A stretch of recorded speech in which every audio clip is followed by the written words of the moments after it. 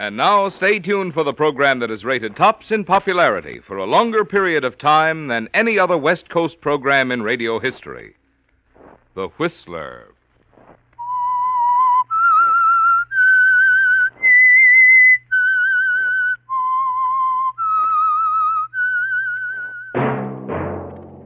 Invite you to sit back and enjoy another strange story by The Whistler.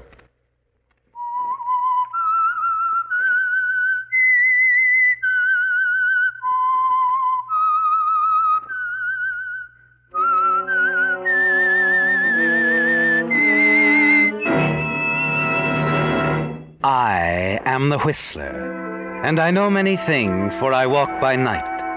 I know many strange tales hidden in the hearts of men and women who have stepped into the shadows. Yes, I know the nameless terrors of which they dare not speak. And now for the Whistler's strange story, Alias Mr. Alden.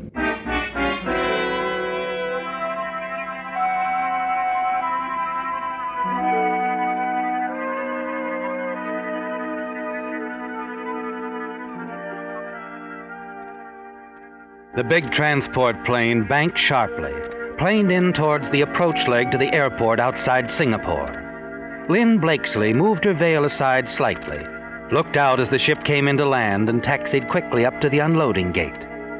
The young man sitting across from her could see that she was young, very attractive. But from his haste in disembarking and making his way through customs, it didn't appear that he was concentrating on lonesome young ladies. Not at the moment. Lynn Blakesley, however, seemed more than mildly interested in keeping the young man in view.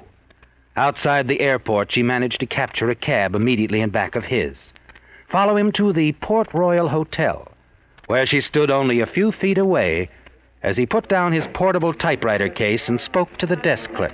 My name is Alden. You have a reservation for me, room 409? Room 409? I'm sorry, Mr. Alden. It's occupied at the moment. I have very similar accommodations. However, room 302... I'm not interested in similar accommodations. I want that room. I wired you last night. If you please, sir. I'm fully aware that you wired, but since the room is presently occupied... Okay. I'm just tired. I guess I didn't mean to jump at you. I want the room for sentimental reasons. My wife and I, I understand, sir, but if you could take 302 until... Oh, sure, 302. But look, you will let me know, The moment Mrs. Anhalt vacates the room, sir, it should be soon. Thank you. The boy will take your bags. Front boy.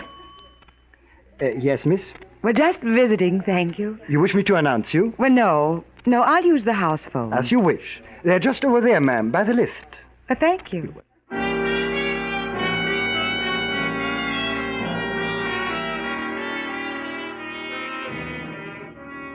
You're not really interested in the location of the house phones, are you, Lynn? You move off.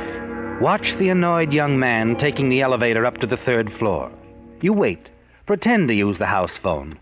Then take the next elevator to the 4th floor. And a few moments later...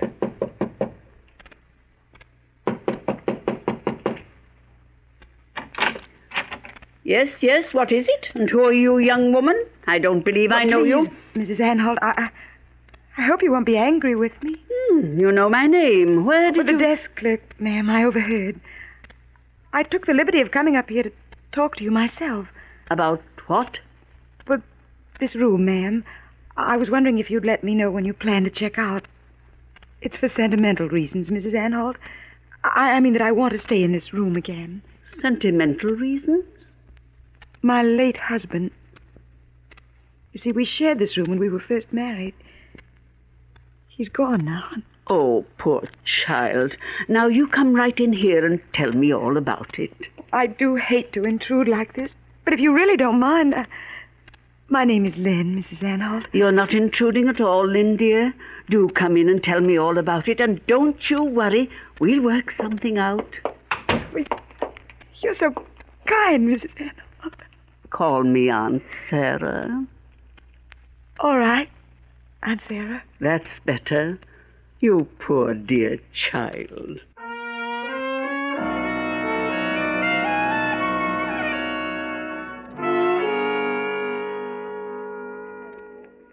But, Mrs. Anhalt, you had no right letting this young lady move her baggage into your room before checking out, and without even consulting at the desk. There's no harm done. I'm checking out right now. And if you don't stop carrying on, I'll just stop elsewhere in the future. Oh, I'm sorry to cause trouble, but you see, I The room wanted was to... reserved, ma'am, by Mr. Alden. He'll be very upset. Might even report me to the manager. Oh, dear. Here's Mr. Alden now. I'll speak to him, clerk. Oh, I've caused so much trouble, Mrs. Anhalt. Never you mind, child. I'm enjoying this. Young man, Huh? I suppose you're here to ask about the room you reserved? Well, the clerk said he'd notify me. However, if you're the lady who's checking out, I've just checked out, and this young lady is checking in. Oh, well, wait a minute. Mr. Alden, I'm sorry. Believe me, I haven't agreed to this. I haven't agreed to it at all. Well, then there's nothing to do but see the manager. After all, I did wire. Look, miss, I don't see why that particular room... Stop that, young man. How dare you interrogate Miss Blakesley? Interrogate Miss Blakesley. There, Lynn, dear, it's going to be all right. We will see the manager, all of us. After all, I'd like to know exactly why this young man has to have that particular room. Well, I was only going to stay one night. Ladies, please. You're creating a scene. The other guests. Sir, could I possibly ask you... What have you got hidden in that room, young man? The crown jewels? Perhaps we should advise the house detective. Please, Mrs. Anhalt. Oh, now look, this is getting I ridiculous. quite agree. If the young lady only wishes the room for the Oh, night, that's all. Really? Well, I'm comfortable where I am. I suppose I could. There, you see, clerk, no trouble at all. It's all settled and in the manner of ladies and gentlemen. A little chat, and everyone's satisfied. Mr. Alden, you're certain... Oh, it's quite all right. After all, one more night doesn't make much difference. Come along, my dear. Once you're in, you can stay as long as you wish. I've learned that. Oh, I knew we would have no trouble. Oh, you're very kind, Mrs. Anhalt. Very kind and most helpful.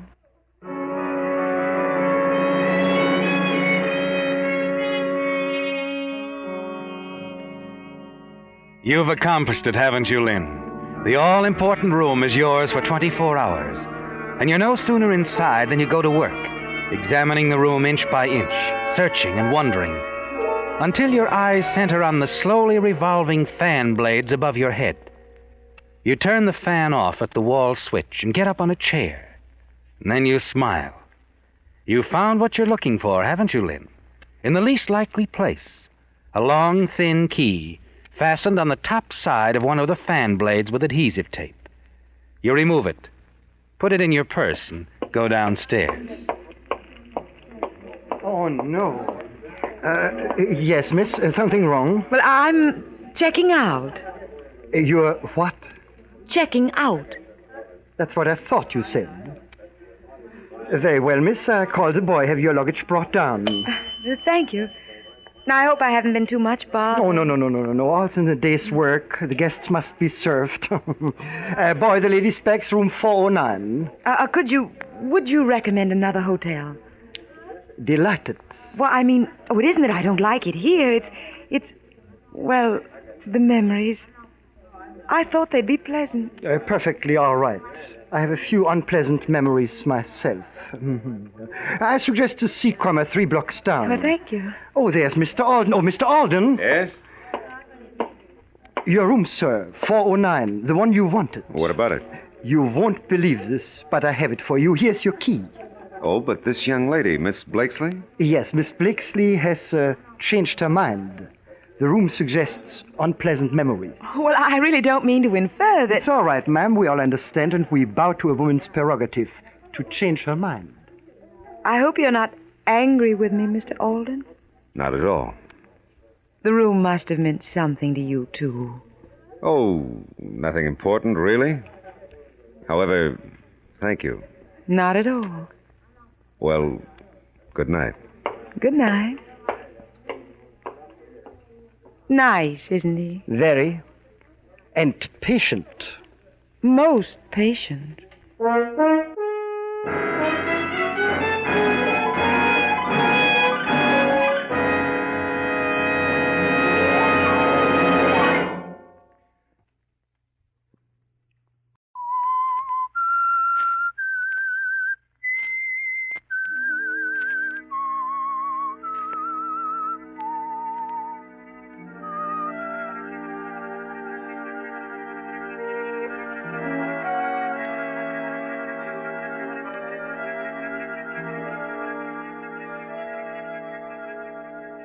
It's going very well, isn't it, Lynn? And you have the key in your pocketbook to a small fortune now. And not once did the young man, traveling under the name of Alan Alden, whose real name you know is Lee Rainey, not once did he suspect you'd followed him across half a continent to Singapore. But that isn't your concern at this moment. Now your objective is to gain access to the safety deposit box, which can be opened by the key you've managed to obtain ahead of Mr. Rainey, alias Mr. Alden. That's what brings you to a bank in Singapore, where you attempt a bluff you know has little chance of success, but is the only move you can make until you think of something else. You pose as secretary to Mr. Alan Alden, news correspondent. The bank manager, however, isn't at all cooperative. I'm sorry, miss. I've no doubt that you are Mr. Alden's secretary if you say so. But you see... I only see that you're being very unreasonable. I've told you Mr. Alden can't make it here himself, but there's some things he wants in the safe deposit box. And again, I say, miss, he'll have to come here himself and prove his identity. We have a copy of his signature, of course. I'm sorry, miss. Really... But you're not. You're not sorry at all. Oh, all right, I'll call him. I'll tell him what you said. If you wish to use our telephone, miss... Never mind. As you wish.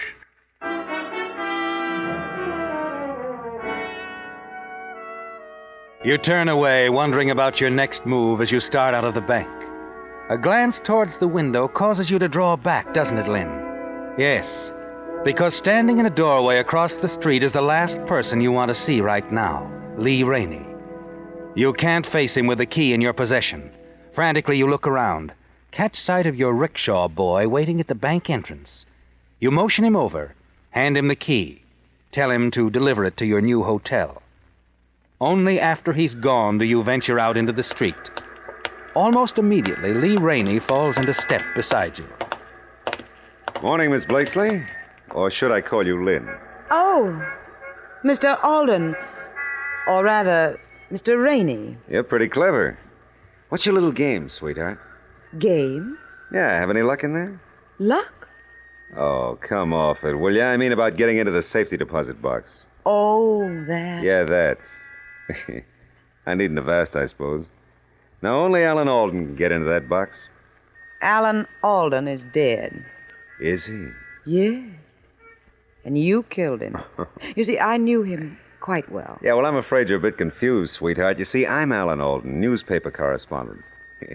I've got my typewriter to prove it. And Alden's credentials. Identification papers, too. All we need to get into that safety deposit box, Lynn. We, Mr. Rainey? Partnership, sweetheart. Don't tell me the idea never occurred to you. Well, as a matter of fact, it has. You have the key? Not with me, so if you're thinking of... Violence? Perish the thought. A smart boy. As I was saying, you have the key and I have the identification, and I can write his signature as well as he could. Now, what do you say? I'd like to know a little bit more about all this, Mr. Rainey. For example, how much is in that safe deposit box? Plenty. And what's it for? Alden pulled a big deal for a crooked syndicate, and they set up the safety deposit box for him and left the payoff money there. Oh, I see. Now, all I have to do is show up at the bank, fake his signature, and present the proper credentials. And the key. That's very important, isn't it? Very. Well, is it a deal? I'll have to think it over. Oh, now, really, I'm not too hard to get along with. I've got an idea that we could... I know, make beautiful music. Yeah, well, I was going to be more original. No? But now that you mention it, I'll bet we could. Hey, tell me, don't you think I have the shoulders for a harp? Oh, sure. And I've just the chin for a violin. I'm still going to have to think it over. Don't take too long, Lynn. Alden's newspaper's expecting him to file another story very soon, and frankly, I'm not much of a writer. I'll give you my answer this afternoon. There's a small bar not far from the bank, Chang's. You know it? I'll find it. I'll be there. 2:00.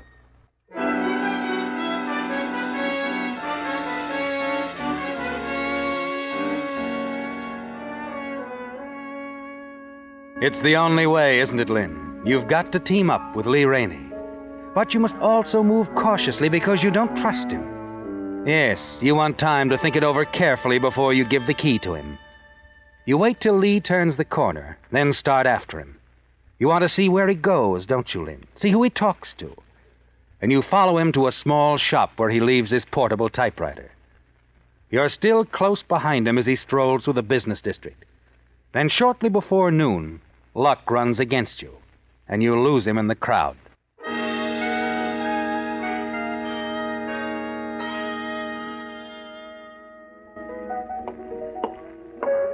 Sorry I'm late, sweetheart. Only a few minutes, you're forgiven. Buy you a drink? Oh, thanks, no, I'm not finished with this one. Made up your mind yet? Yes. We're partners, Len and Lee. Oh, that's really good news. Really calls for a drink, No, we huh? can save the celebrating if you don't mind. I'll feel better when we're counting the money. Oh, and you're going to feel so good, sweetheart, because it's so much. Keep talking, partner. I love every word. Oh, I could go on like this for hours. Lee, Yeah.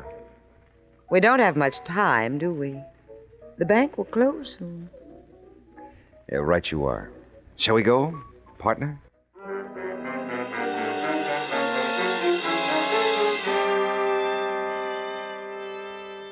A short time later, you arrive at the bank.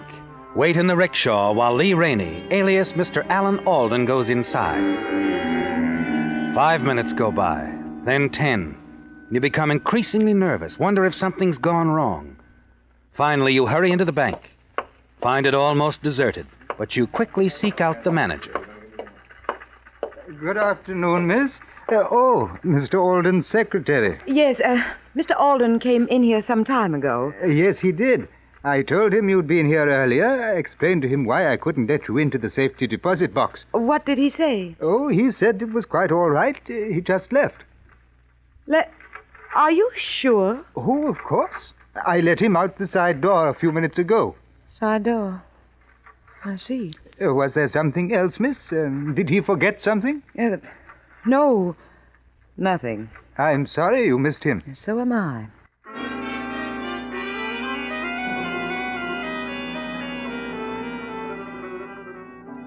He's slipped away from you, hasn't he, Lynn? Yes. He must have gotten the money from the safety deposit box and taken it with him.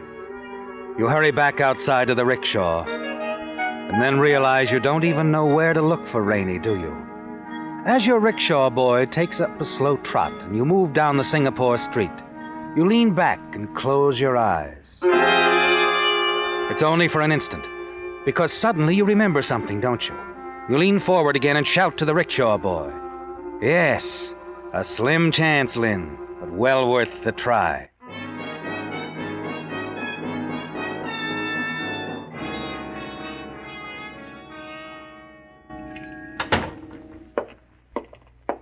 What can I do for you, miss? I'm Alan Alden's secretary. He left a typewriter here this morning, I believe. Oh, that's right. I got it right here. All fixed up, neat and proper like she is. New roller and all. Good. He's anxious to have it back. You'll deliver it, of course. Well, now, we don't have a regular delivery service. Well, Mr. Alden will pay you for your trouble. I see to it, miss. Now, let's take a look at the tag here. Oh, yes. That's a Grayton Hotel, isn't it? That's right. The Grayton Hotel. When will it be delivered? Oh, first thing in the morning, miss. Oh, not before then, dear me. That does make it rather awkward. Perhaps I'd better take it with me now. As you wish, miss.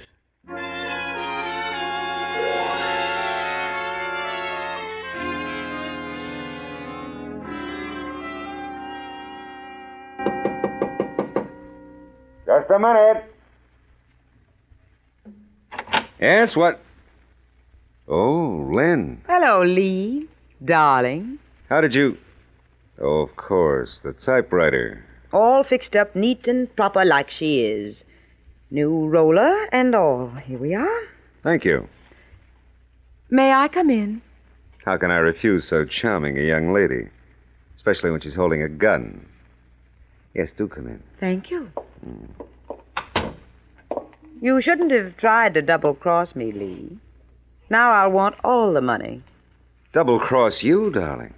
Oh, really now? Where is it? In a nice, safe place. And you're going to tell me where that nice, safe place is, Of course I am. The bank. The bank? Yeah. I opened an account there as soon as I emptied the safety deposit box. I see. Now, look, sweetheart, you've got me all Stay where you are. Okay. Take it easy. Let me explain, will you? I didn't try to double-cross you. Oh, of course you didn't. You simply forgot that I was waiting out in front of the bank. No, but there was somebody else waiting out there. Oh? Yeah, a short, heavy-set man in a white suit.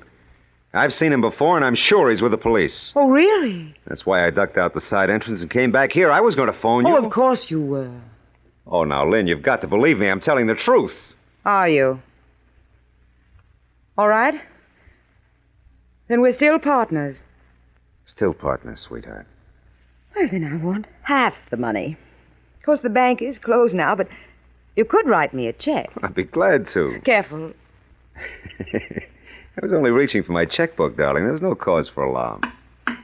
Oh, you're going to write it on the typewriter. Yeah, then all I have to write in longhand is his signature. I've practiced it 1,000 times. You've got it all thought out, haven't you? Yeah, let's see. Pay to the order of LYNNBLAKESLEE. Forget it, Lee. I said forget it. I'll take that check. I'm not falling for that story of yours. What do you mean? There wasn't anyone in a white suit waiting outside that bank. You slipped out the side entrance to get away from me. Oh, now, Lynn, So don't... you deposited the money in the bank, did you? Of course I did. Well, then you must have a bank book.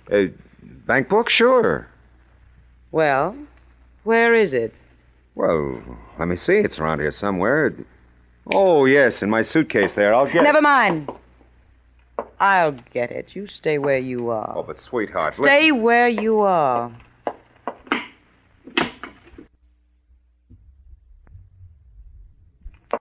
I'll get it. You stay where you are. Oh, but sweetheart, Stay where you are. Well. I don't see a bank book here, but I do see a 45. This what you were after, Lee? Oh, now look, Lynn. I am looking. And I see scads and scads of money in this suitcase. Crisp new bills. How nice, how very nice they look. Okay, baby, you win. Take it. I will. No hard feelings, huh? I tried and I missed. I'll bow out. Of course. You'll bow out. Rather permanently, I'm afraid. Now, wait a minute. I just wouldn't feel safe with all this money if you were still in circulation. I'm sorry, Lee, but as soon as it gets dark, we're going to take a walk down to the docks. I've got to catch a boat. Lynn, listen to and me. you're going to catch a very bad cold, darling, in the bay.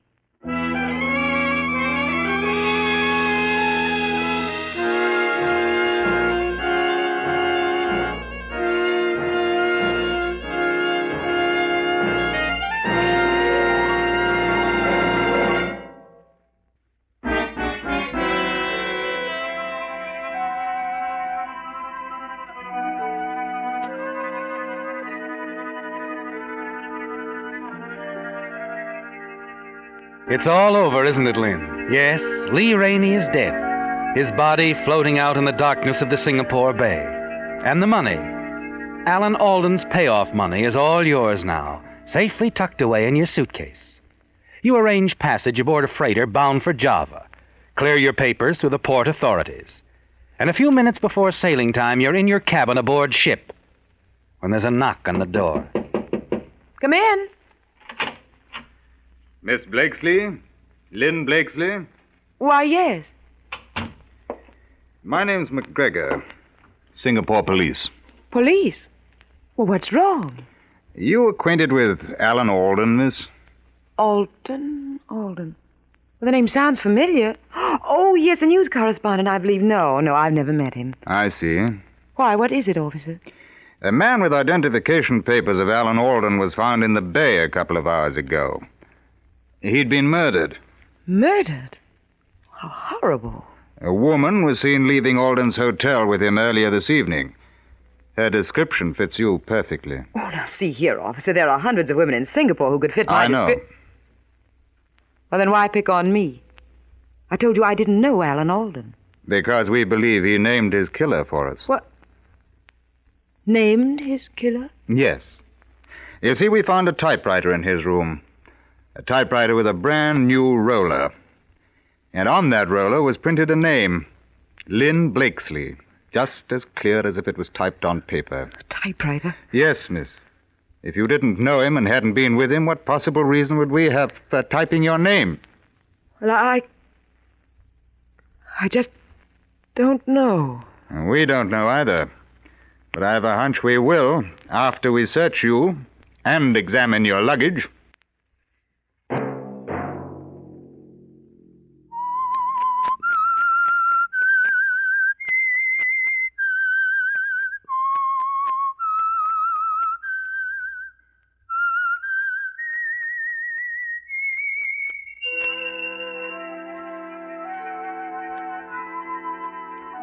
Let that whistle be your signal for the Whistler each Sunday night at this same time.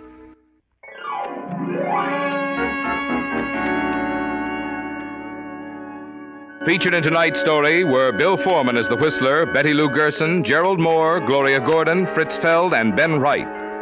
The Whistler was produced and directed by George W. Allen, with story by Joel Malone, music by Wilbur Hatch, and was transmitted overseas by the Armed Forces Radio Service. The Whistler is entirely fictional, and all characters portrayed on The Whistler are also fictional. Any similarity of names or resemblance to persons living or dead is purely coincidental. Remember to tune in at the same time next Sunday when this will bring you another strange story by The Whistler entitled The Doctor's Wife, in which a man's shady deals take him across the Atlantic Ocean to a beautiful woman and murder. Marvin Miller speaking. This is the CBS Radio Network.